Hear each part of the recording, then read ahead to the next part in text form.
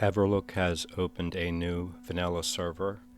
Everlook Starfall opened on June 29th.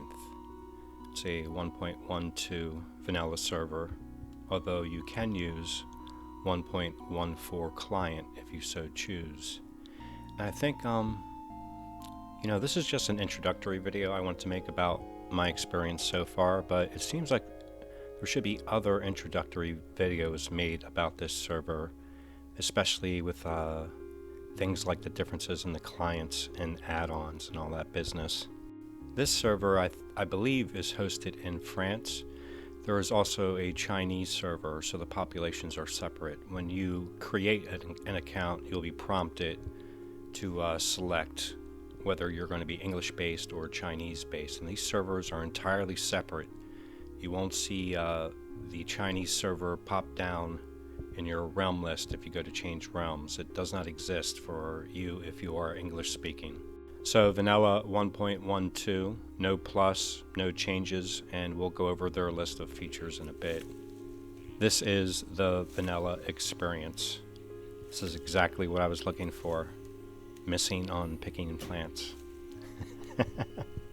I do love vanilla. I was really looking for a vanilla server. Here's another feature of vanilla servers. If you're a low-level priest or perhaps a warrior and you try to pick off one mob and you get two, run like hell. The true vanilla experience. I'm glad I'm not a warrior. I'm not going to level a warrior. Forget that. Standard fishing. We sit around all day just to miss. You need this special add-on for fishing. It's called a cat. Get one of those. That's going to help. There is nowhere else but vanilla for epic battles like this. Yeah! Get him! Get him! Yeah! That aside, this is the joy of vanilla. It's just meeting random people out in the world, making groups. The real social experience that, when WoW's at its best, this is what it is. Let's look at some server specifics.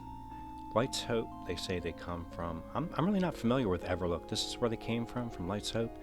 I know I saw somewhere else they said they came from... they actually traced it back to Nostalrius, but I think they skipped Elysium, which I guess everybody would want to skip remembering that. Here's all their important data points, web pages that you need to know, in case you're looking for any of these things. Yeah, if they came from... I don't know if they... Did any of these people have anything to do with Elysium? If they came from Lights Out, maybe they did. We'll have to... we might need to make another video about just that. Anyway, here's the breakout of their progression.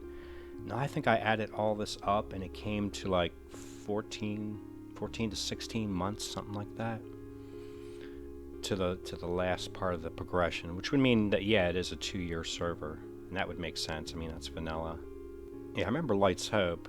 I definitely played there, and that other one, what was it called, Northdale? I played there too. Those were good servers. I don't know if these people came directly from that, but it definitely seems really Chinese influenced. If you look at their web pages, it's also written in Chinese, but the Chinese part seems to dominate it. Now, there are not Chinese people on the server, and I'm not so sure that that's a good thing.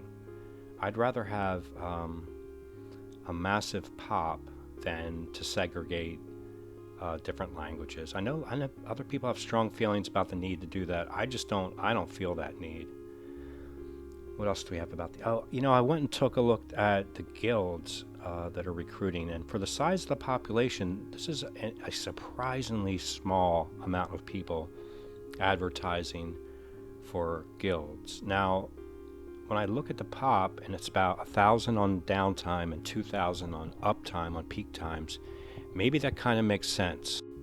Because what I did not notice, either online or in guild recruitment, is hardcore progressive guilds that I would recognize by name. I didn't really see any of that, so maybe this makes sense. Maybe that's something these people need to look into. I don't think any of the hardcore raiding guilds came.